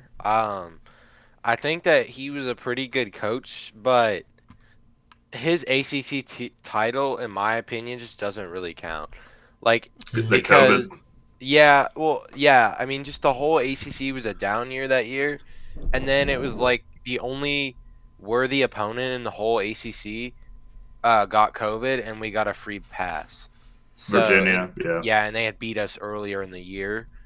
So, I mean, we were good, like, don't get me wrong, but the fact that we didn't make it past the first round of the ACC championship after winning like a top 3 basketball conference championship shows you we probably shouldn't have won. Like we Yeah. couldn't even make it past a mid-major school, Loyola Chicago. So, Yeah. Not good. So there's your informed opinion for everyone watching. Someone who actually knows what's going on yeah. in basketball. I've been paying a little attention to baseball. UGA took the series on us, but we're doing pretty well other than that. We won on a Sunday. That's when we were at the Slobs, and someone actually offered to give me tickets. But Yeah. we were at the Slobs, or I would have gone Sunday. I honestly really like Georgia Tech baseball. Their stadium is pretty cool. So Yeah, like, Russ I would highly Chandler, I recommend think. it. Russ Chandler, or Yeah, that's you what it's called. you have the Atlanta City backdrop right over the outfield. Yeah, it is pretty cool. Yeah, and there's like a whole layer of trees, and then above the trees is like the skyline, which is pretty cool. And if you didn't know, all the ECE buildings are right behind kind of home plate there. Yeah. Well, back to basketball.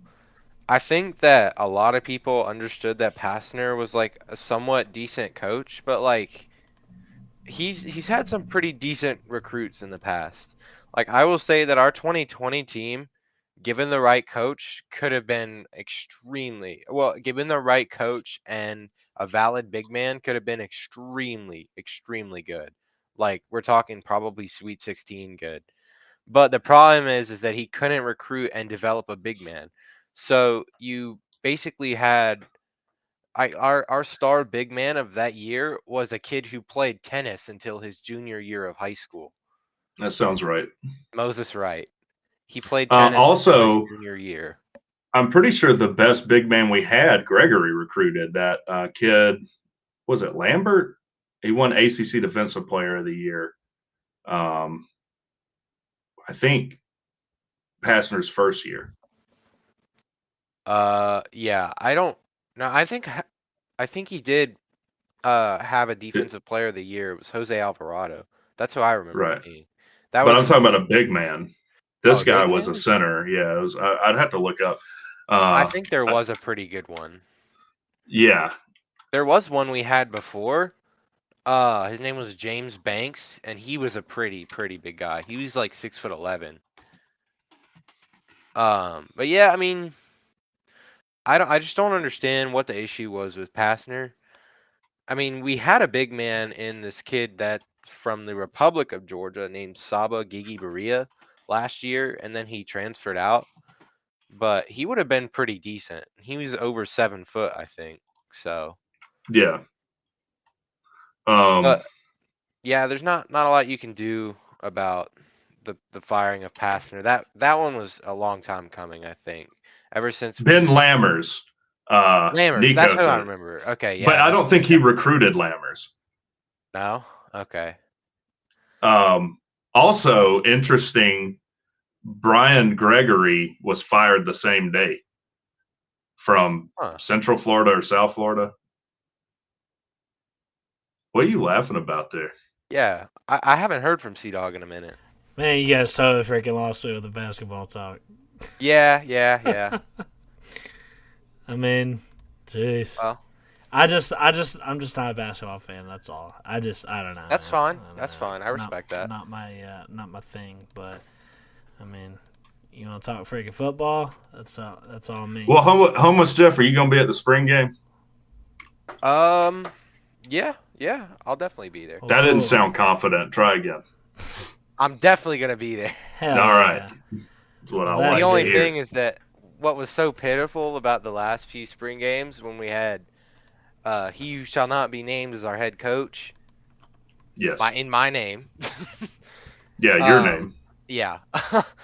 uh, it was so pitiful that they were literally catering to fans by letting them meet all the players and talk to all the players and get literally on the field Hmm. and do all kinds of stuff for the extra stuff, That like the was spring sick. game I and love first that. Saturday on the flats. That was fun, but then it made me realize they're only doing this because they're trying to they're desperate Yeah. for revenue and Yeah. fan support.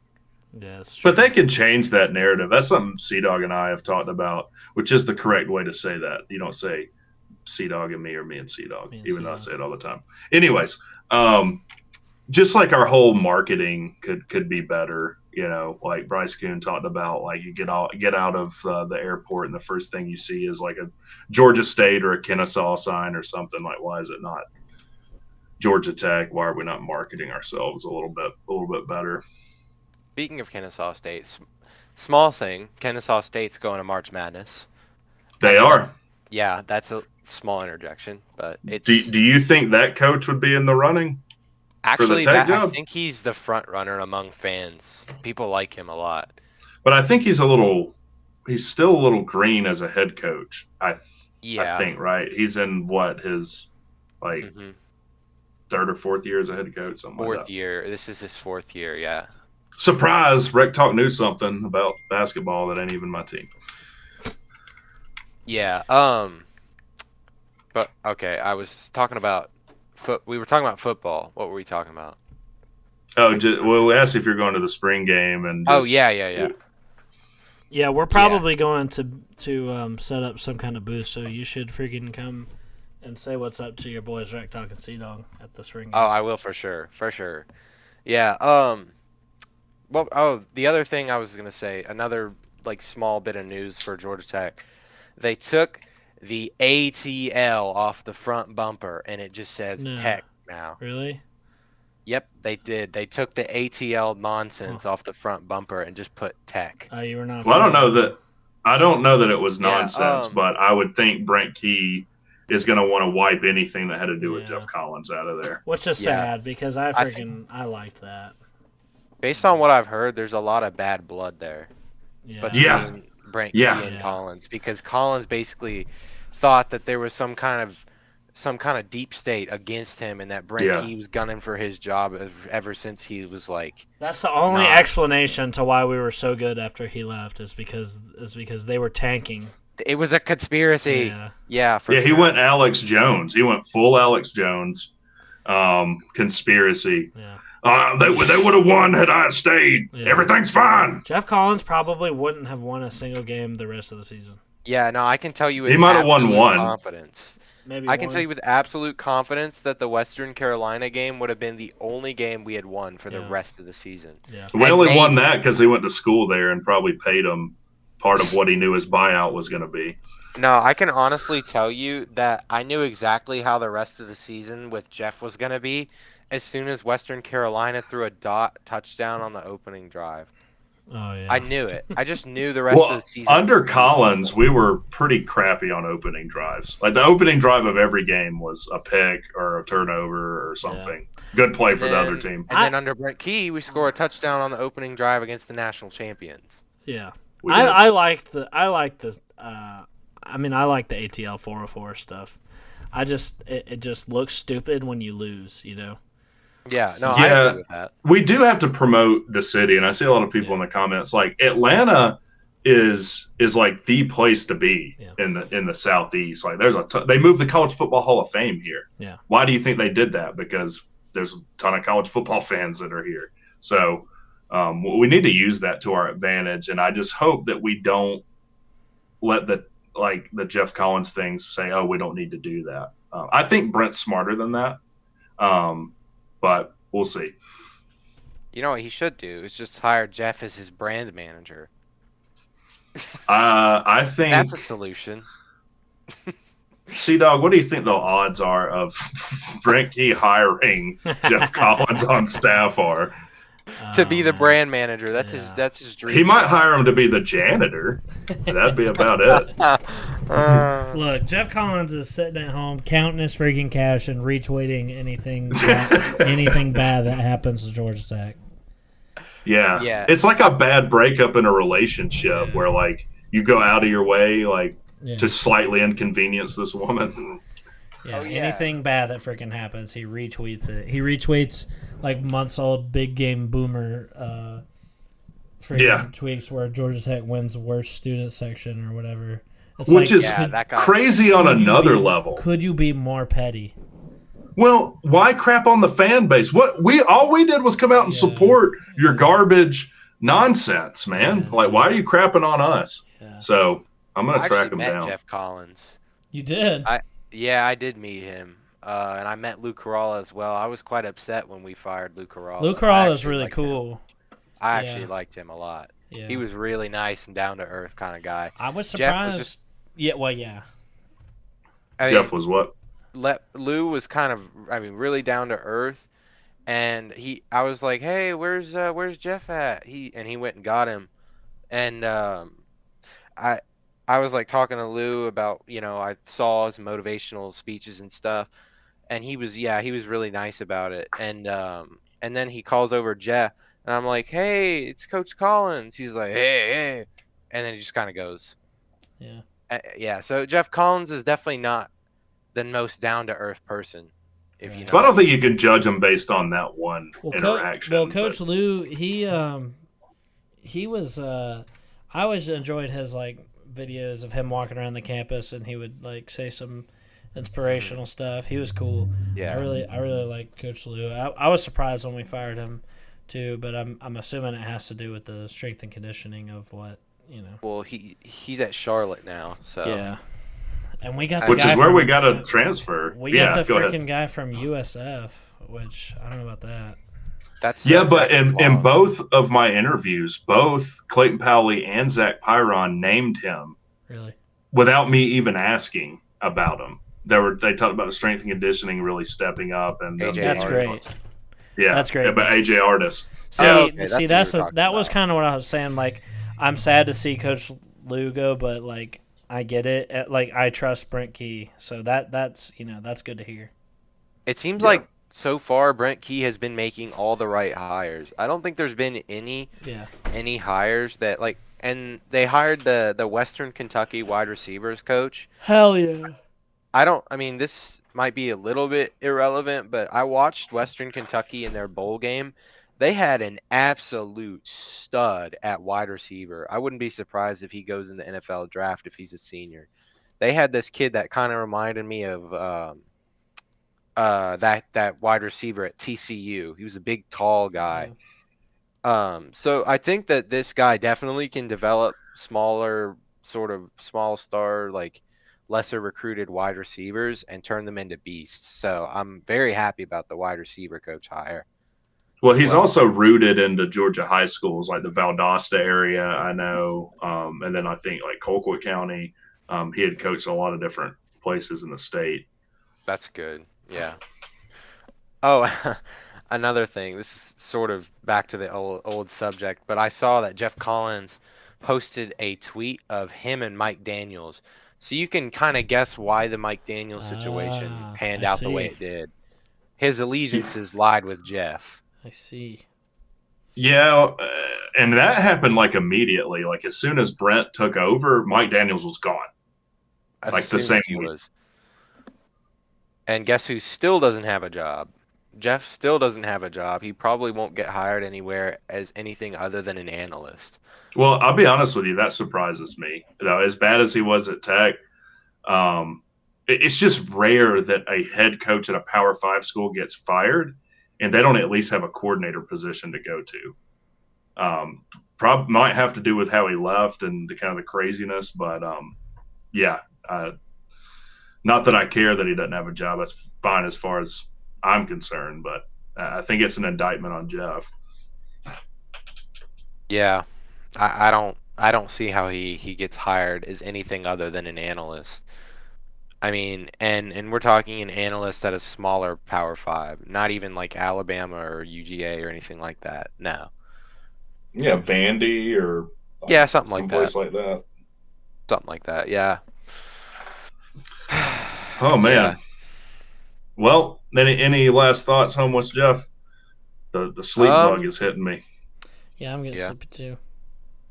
All right. Well, if you guys have another live show soon, I'll be back on.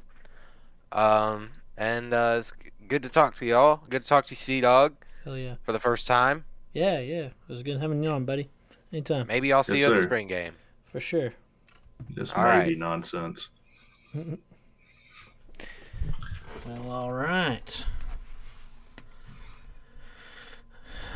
Well, any last thoughts you had, Sea-Dog? I don't know, man. I don't even know where I'm at or anything. What is going on, man? I didn't expect a quick transition. I gotta freaking transition back. Hang on. Okay. I'm sorry. That Here we again, me messing things There up. we go. No, I'm good. I was posted up. What were you doing off screen, man? Why couldn't you just? Well, hey, now we got Mojo in here. Maybe we'll see what he's talking about real quick. Oh, yes, absolutely. Hey, let me transition back just in case it's a butthole. Hang on. All right. Mojo, what's up? Hey, what's going on, C-Dog? What's Hey, good, man. Rec Talk? Hey. Oh, well, yeah, don't got to worry about it. I've not done my hair this evening, so you will not be seeing my face on, Oh, on man. the cams. Or your butthole, hopefully. Oh, yeah, no, you gotta go to my OnlyFans for that. Subscribe now. There you go. But I'm loving the show tonight. Good conversation so far. I wanted to go back to that running back coach that got fired. Mike Daniels. Mike Daniels, yeah. That was a crazy situation to me because even if, like, well, one, these are professional coaches. Even if he liked Jeff Collins, you work out the rest of the year and then you're going to get fired at the end of it. There's no reason to fire a coach like that the way that happened. It's just super unusual. Yeah. Because we promoted, I think, An analyst or something. no, it was one of the the recruiting analysts. I think he was somebody's father. I think it was. Well, was he fired, or Oh I yeah, thought he left? It was Ely's father. That was it. That was Yeah, it. Donald Years down Ely, came I in. think his name was. Yeah. And the way I heard it, he was relieved of duties, and this came not from Brent Key, but it came from the administration, which to me always read like we're going to get a big scandal to come out after this. Yeah, that's an exposure issue. Yeah, exactly. And I kept waiting for that other shoe to drop, but we're 8 months removed now. And we still don't know what happened. So if there's been a cover-up done, hats off to him. Well, maybe it was like a mutiny issue. Maybe they thought that he was so aligned with Jeff that he would cause problems for the program. I don't know. And that, I don't know the situation, so that could be. But like I said, that's not what it sounded like. Well, and these guys are professionals. Like, it's a job. Even if Jeff Collins is his brother-in-law or something. Yeah. Like, as a coach, if you have that stain on your resume that this guy worked for me and he tried to sabotage my team, that's going to affect your future prospects. And he had to already know chances were slim that anybody from the staff was going to stay on. After Jeff Collins got fired. Yeah. Like, well, it just. It didn't seem like anybody was going to stick around after they gave Collins the axe, just because of how bad we had been and that. So that's a mystery that I would love someone to sleuth out and figure out what happened. Did he crash his motorcycle with a recruiting analyst on the back? What? Oh, did he Petrino? Did he pull a Petrino? Are we going to see him with a neck brace on at some point? Yeah, that is. I'm glad you brought that up. That is weird. Like, and I didn't even know that much. Just that he left immediately was odd. Yeah.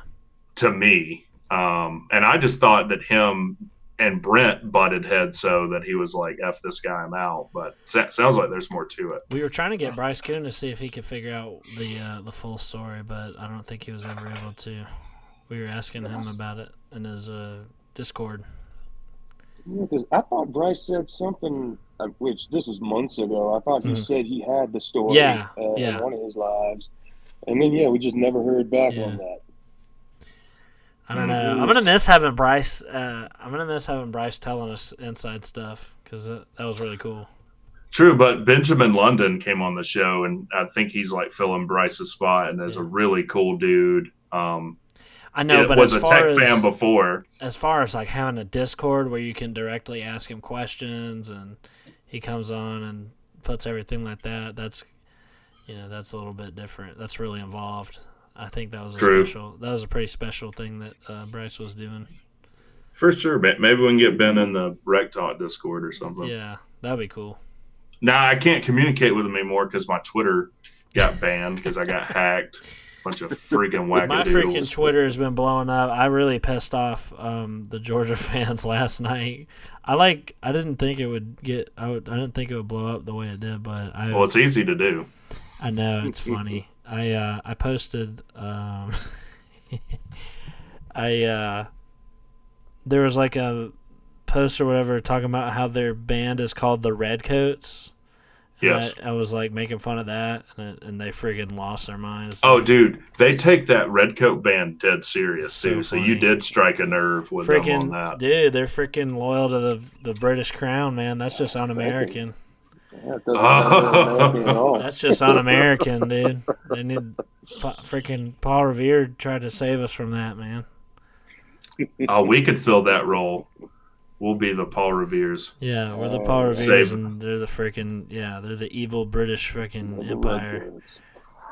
I like it. Let's see. Did have one other thing about the spring game. Like, while the quarterback play is going to be exciting to see what kind of general offensive scheme they come out with, the offensive line, as usual, is going to be my focal point. Because losing Paul Vipulu and Pierce Quick are just, especially Paula. Paula had been in the system for, I want to say last year was his third year, and he had potentially 3 more years. Yeah. Yeah. And so between them two leaving, I like the 2 returning transfers we got. Tachio and Robinson both looked pretty good last year. But I really want to see somebody step up from the high school recruited guys that are coming into their second and third years. We got Ja'Kai Leftwich, Wing Green, I forget his name, Mooney, the 300 Bobby Mooney, right? Bobby Mooney, the 330-pound fella. Yeah. Them and Joe Fusel, like it. I want to see some homegrown step up because offensive line play has been subpar for quite a while now. And the way you build offensive line play is consistency and getting guys in, getting them trained in the way you want them to do it, and then having them gel together over the course of a couple of years. Yeah.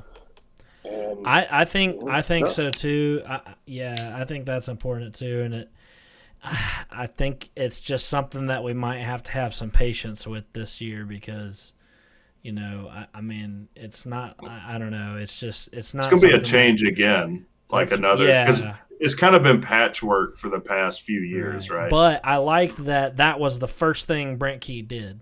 That was the first position he recruited. And he got that position filled out in this class, and our highest rated recruit is. That's where you start. Yeah, that's where you start. So that was a good sign to me. I think this year it might be sort of still in a transitional period. Next year, hopefully it'll be solid, and then from then on, I don't know. Hopefully we can get that thing turned around. But that was one of the things I had about Brent Key. I was like, man, our offensive line has just sucked and not gotten any better under Collins. Hopefully we can just chalk that up to freaking Collins. Brent Key hits it hard, and we don't have to worry about that no more. But yeah, I completely agree. That's going to be important. But I have a feeling that it's going to be probably a weak spot still on our team this year. And the thing that gives me hope is at least this year, I'm not looking for a transfer to come in and save the day. It seemed like in the past It started with getting Southers out of Vanderbilt. I think he was the first transfer we got offensive line wise back in Collins' first year. Mhm. Yeah, he was good 1 year. Same Yeah. similar story with Johnson from Tennessee Yeah. and Cochran from Vanderbilt. Yep. I'm not saying you can't bring in a transfer lineman, but transfer linemen are hired guns, so Yeah. it's a 50-50 shot that they're going to come in and be able to gel and work in the system and succeed like those guys did. But two, if you're doing more than one of those, then it really messes up that chemistry because it's just new. It's a new element, and the rest of the guys have to adjust to how that new element works, and it totally chops up consistency, and it doesn't allow them to really gel together like it does when these guys are recruited out of high school and they've been playing with the same guys for the past 2-3 years, and then they hit the field. So, Joe, did you have to deal with any of that in your playing time? It seemed like we were pretty consistent on the O line back when you were playing. But did you ever feel like you had some chemistry issues when you played on the offensive line? Not so much. I mean, there was one or two guys that I didn't see eye to eye with, but you're going to find that pretty much everywhere. But right. But as an offensive line, the tone, or I always remember as a freshman, I was in awe of how well the seniors, like they all moved together in unison. It was like the left guard and tackle. They just had a second language where they just knew what the other person was going to do and did it. And that happened through consistency and playing beside each other.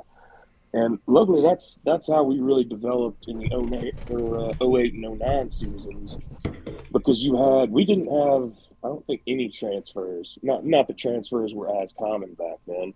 Right. But it was all built up internally, and it was guys that you had been grinding with for the last 2 years that you have that relationship with, and you just know, I knew what Austin Barrett was going to do when we had a double team. I knew how he's going to come in and hit the three technique, and how I can shift off of it. And that's a huge bonus for your offensive line. That's how you really build a consistent unit. Yeah. Yeah. And I guess I haven't thought about that. Like, as a transfer coming in, that is kind of a tough spot to try and gel with people you kind of just met and develop that kind of sixth sense with them. I am so freaking tired of having crappy offensive line play. It's like, if we haven't had a mobile quarterback, we've been completely screwed. Like, that's why Zach Gibson was so bad this past year.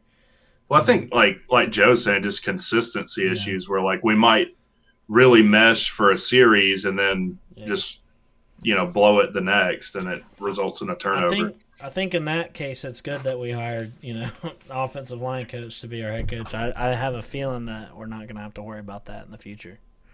Yeah, and what should be one of the better offensive line coaches in the country. I mean, he was at Alabama for a reason, winning national titles as their O-line coach. And he didn't get fired. He came here because he wanted to.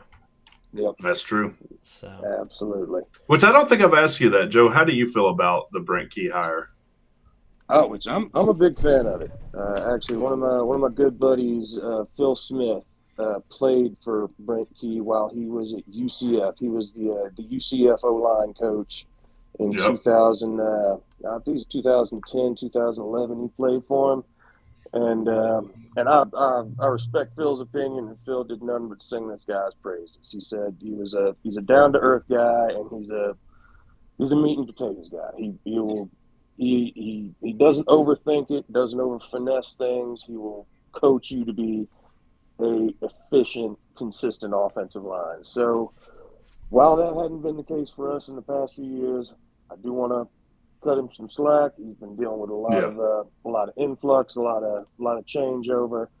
So I like him as an OL coach, and I really love him as our head coach. I think, especially of the candidates we were looking at, Brent Key, one, he gets the culture. He knows how things work at Tech, and two, like the passion that he has for the school. Just go back and watch his initial press conference Yep. from Yes, 2000 from 2018, 2019. whenever Yeah. 2019. Yeah. But yeah, he came in fired up, and somebody asked him, well, how's it going to be changing over from Alabama to Georgia Tech? He said, hell, it's going to be easier. Yeah. I have more to market with this school than I had at Alabama, and someone that comes in with that mindset that doesn't have, like, I love Georgia Tech, but a lot of the culture around football tends to be, oh, we're not so good. We got restrictions. So, we'll compete, but we don't really, we don't expect to win. No, we are a Power Five football team with 4 national championships. There is absolutely no reason we shouldn't be competing for that, and that's the goal every year. And he is the guy that believes that, and I think he is the type of coach that can get us back to that level. And Mojo's got me ready to go now. Hell yeah. Get the pads on. Hold on a second. I'm trying. I'm getting myself fired up over here. Mojo, we're coming up on the second hour here. Is there anything you want to say to send us off here tonight? Oh, to wrap it up, well, oh shoot, well, I appreciate y'all having me on, and I know I've said it before, but man, y'all are filling a void right now for Tech content. It used to be I had to look far afield. I had to look for just random Sports Illustrated articles to find somebody talking about Tech, and now I have not one but 2 great YouTube channels that I get to watch. So hats off. Thank you, to sir. YouTube Hell channel. yeah. Thanks, man. And I'll finish it off with what's the good word? Tower, Georgia. Georgia. Our boy So, Mojo. night, everybody. Yeah, Mojo. We appreciate it. If you guys don't know, Mojo is a former player and 2009 ACC champion. Always a friend of the show. That's right. Yes. So, yeah, that was awesome. Yeah, we freaking are filling a void, aren't we? Because when I first got I forgot on, how great we are. Yeah, when I first got on here, dude, I was like, damn, there's no way of doing this. I'm just gonna do it myself. So, Yeah. Yeah, and I'm not calling out any other teams, but there's like just a plethora of content for some yeah, other I teams. come on here, it And makes me sick. There's 100,000 Georgia fans and freaking what? There was none at the time. I was like, fuck that. We're gonna freaking. hey, we outlasted BVD, by the way. we HPP did? just said. We Yeah. outlasted them? Hell yeah. Well, we freaking did it. Yeah, me and BVD, he's talking about bringing back the show we did On Friday nights. on Friday nights. So hopefully we'll be back to doing that. But yeah, that's fun. We're the freaking dudes right here. Tech Tech content. Good. We ended up saving the show, man, or maybe the calls did, because we started this show off not knowing what the hell we were talking about, and we got to this place. Callers help freaking bring it. The callers help reel us in when we start talking about poop and stuff. So. Yeah, I appreciate that, guys. I was talking about ghosts having relations with people, and then we had 2 calls that got us centered. Yes, that's right. So, freaking guys, we had a great freaking time tonight. We love everybody that showed up. Thank you so much. We'll be doing this thing weekly or bi-weekly. I don't know. We'll talk about it. But we love having you. It's been a great freaking time. Anything you got to say, Rick Talk? No, sir. I appreciate it. And thanks, everyone, for showing up, man. We really appreciate all the support. Hell yeah. So we're going to get out of here for tonight. Go Jackets. To hell with freaking Georgia. And we'll see you guys next time. Woo!